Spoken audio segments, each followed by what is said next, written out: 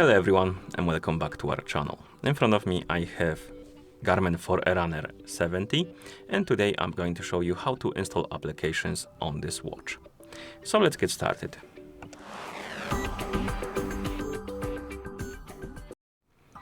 So if you want to install applications on your Garmin watch, I recommend to use the Connect IQ Store application for it. It's a lot more intuitive and faster to do it in the Connect IQ Store application than on the watch itself.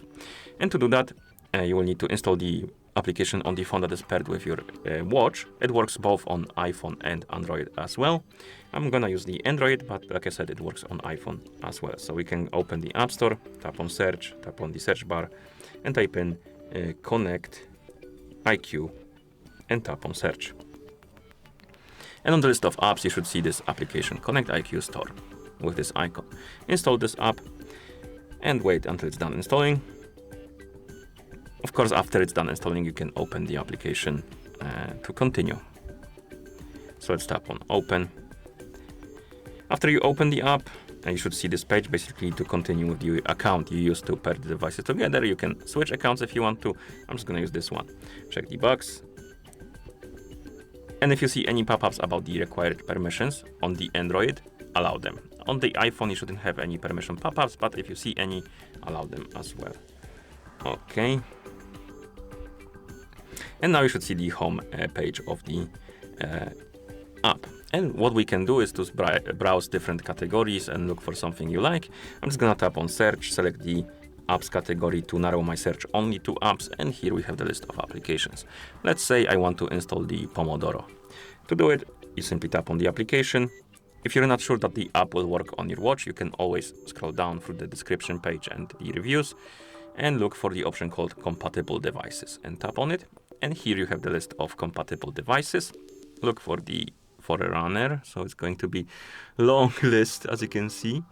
Let's see, Phoenix,